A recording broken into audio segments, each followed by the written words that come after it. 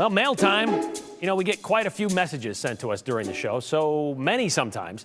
We can't share them all at the end of the day, so we save them for another day, usually a Friday, like today, when we can dig into and answer some comments and questions you have. So let's start with this one.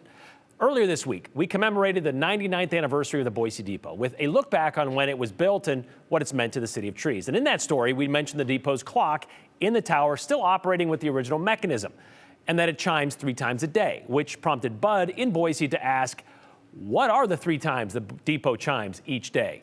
Well, Bud, those times were 8 a.m., noon, and 5 p.m. Why, you might ask? Well, I assume so it didn't annoy the neighbors clanging every hour on the hour. Those times were 8, noon, and 5, but they aren't now. According to Boise Parks and Rec, the bell has been disconnected temporarily during construction and restoration work. I mean, the building is 99 years old, and the stucco is in kind of need of a facelift. All right, next question. This one is with regard to the Nampa School District Board of Trustees voting to move Nampa schools to a 4-day week. Now, we didn't cover this story on the 208 per se, but Denise did address her question to us, so I guess we should probably answer it. Question for the 208, she said, if the Nampa School District reduces classroom time to 4 days, does that mean Nampa homeowners will see a respective decrease in our taxes for the district? Short answer, no. Long answer from the school district, who told us while the 4-day school week offers students several upsides to students, families, and staff, cost savings isn't really one of them.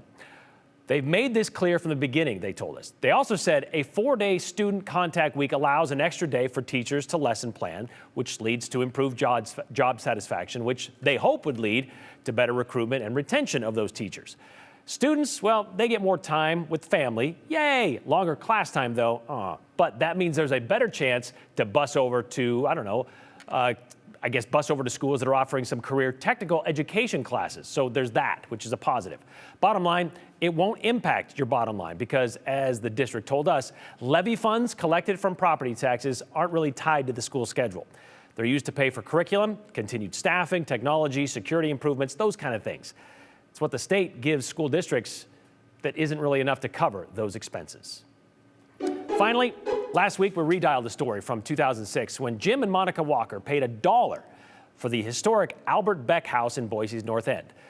But they had to pay to move that 210 home off the lot. And our story was about the impressive ordeal it took to move it to the other side of 12th Street on the corner of Hayes, where it still sits and where the Walkers still live today.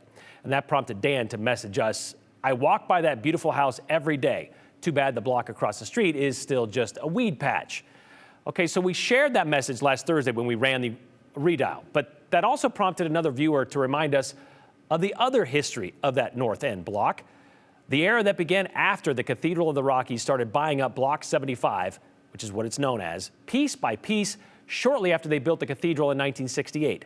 Their concern, even back then, was parking for church members. So they tried to develop the area not once, but twice. And each time, they were thwarted by the North End Neighborhood Association, the Ada County Highway District, and Boise's Planning and Zoning Commission. 22 years ago, there were still houses on Lot 75.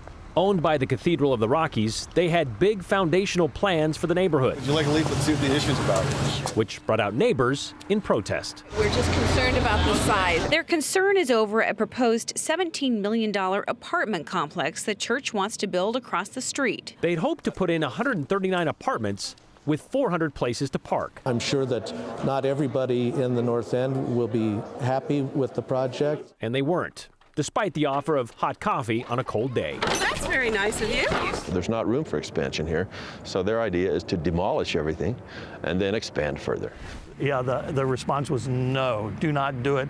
We don't want it. Pastor Dwayne Anders wasn't here in 2002, but he was here in 2018. It is to use this lot for needs within the community. When the church floated the idea of affordable housing filling some of this space. Could we help seniors? Could we help veterans? Could we help refugee families or even just regular families coming into Boise that are looking for affordable housing? But again, the North End Neighborhood Association took issue with addressing that issue. Sizing and massing and setback, and of course your traffic impacts all impact how that how that blends in with the historic neighborhood. And it just didn't seem like the congregation or the community was quite ready for the moment.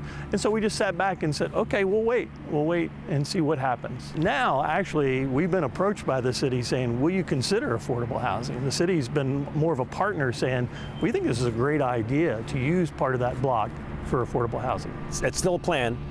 Is there a timeline?